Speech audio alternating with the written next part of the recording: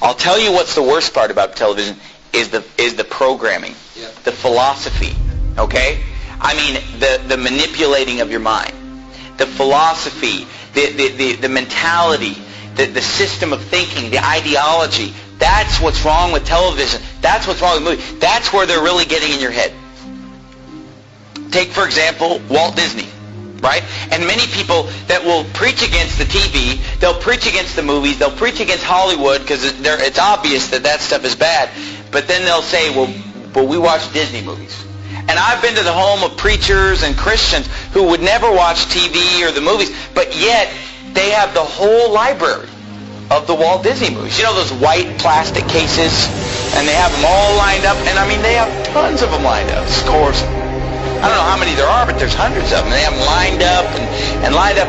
And they have their kids watching those movies all day long. I'm going to tell you, I'm going to prove to you right now that those movies are wicked. Say, what? Disney movies? Come on, you're crazy. They're rated G. Well, let's see. First of all, did you know this? Did you know that Disney movies are filled with subliminal messages? Subliminal messages. Now, what are we talking about tonight? Sorcery. What are we talking about tonight?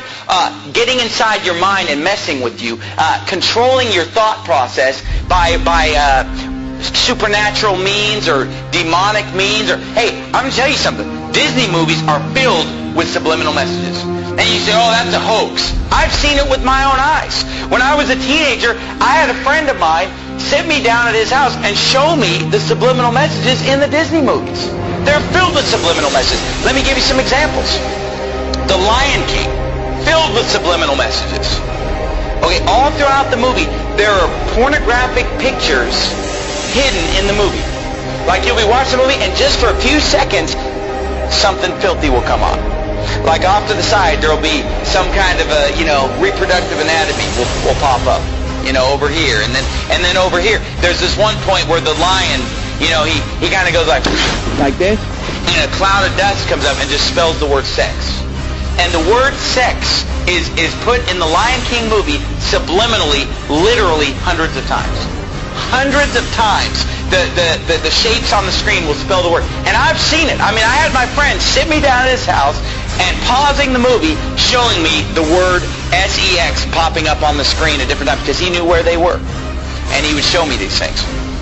Another one, and they all are filled with it. Aladdin is another one. In the movie Aladdin, there's a part in the movie where the guy, what's his name, Aladdin? There's a point in the movie where he tells Jasmine to take all her clothes off. But you don't even know it unless you know it's there. You listen to it, and he mumbles it kind of under his breath. Leave me alone. So how's our little Bo doing? Come on, good. Take off.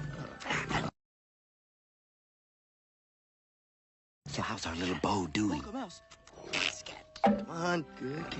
Take off. Come on, good. Take off. Come on, good. Take off. And I mean, once you know it's there, you hear it just as clear as day. But you didn't know that it was there, you wouldn't hear it. And The Little Mermaid has a filthy picture drawn in the cover on the front of The Little Mermaid. And nobody would realize it until somebody shows you and says, look at this. And you look at it, whoa! And all throughout the movie there are scenes, I'm not even going to describe some of the scenes in The Little Mermaid, where subliminal messages are coming on the screen. The other movie, Beauty and the Beast. There, a nude woman pops up a few times in the background of Beauty and the Beast, filled with subliminal messages. Your kids are watching it, and their mind is maybe not even seeing it, but it's going into their subconscious. Words flashing on the screen over and over. S-E-X, S-E-X, nudity, filth, just all the smut is just coming on the screen. Oh, those movies are harmless. They're filled with subliminal messages. Who knows what your kids are being programmed? Oh, but you know what? I'm sure that it's only just the Disney movies. I'll guarantee you it's the rest of Hollywood probably doing the same thing. And these Disney movies, at first when I was a teenager and somebody showed me this, I thought it was just a couple movies, a couple scenes. But as time has gone on, I've realized that virtually every Disney movie is packed with hundreds of subliminal messages to program the minds of your children. Okay, but then forget the subliminal message. Just the message of the Disney movies is perverted. Even if you just forget the subliminal message. I mean, forget what movies did we bring up? The Little Mermaid. You know, a half animal, half human being. That's perverted in and of itself. All throughout the Bible, every false god is a half animal, half human being. They're constantly merging of animals and human beings. It's paganism. It's wicked. And yet every Disney movie is pretty much based on the merging of a human being with an animal. It's described in the Bible. And the movie The Little Mermaid, you know, she's topless the whole time, right? She's just wearing like a bikini top. How is that? Is that how you want your daughter to dress? Is that, oh, but there's no cussing, there's no nudity. Do you want your daughter going around in a bikini top? Is that modest apparel? Is that what Jesus Christ would have you to wear, ladies? No. The movie's filled with Satanism, witchcraft. There's some, what is it, Ursula, some witch that's casting spells and using sorcery and demonism. Oh, pretty innocent, right? All of them are filled with it. In the movie Beauty and the Beast, the whole first half of the movie is these prostitutes in the town that are dressed just half naked, dancing around, you know, admiring this guy, the big, strong, handsome guy. But all these girls are dressed indecently. They're obscene in their gestures, subliminal messages, and then the whole movie is basically just exalting a certain physical standard of appearance. Beauty and the Beast is a movie about a woman who falls in love with an animal. And in the movie, they keep acting like, well, he's just ugly. He's not ugly, he's an animal. But there's a difference between being ugly and being a beast, being an animal. And if you've seen the cartoon, it's an animal. It's like a dog. It's like a big dog man or something. I mean, it's clearly an animal, and yet she falls in love with him while he's an animal. You know, only when she kisses an animal does he become a human being. Oh, wow. And you say, well, what's wrong with that? Read the Bible sometime. Hey guys, it's Jared. I pray this video shed light on the satanic, Luciferian, Illuminati indoctrination of our children through subliminal messages in Disney movies.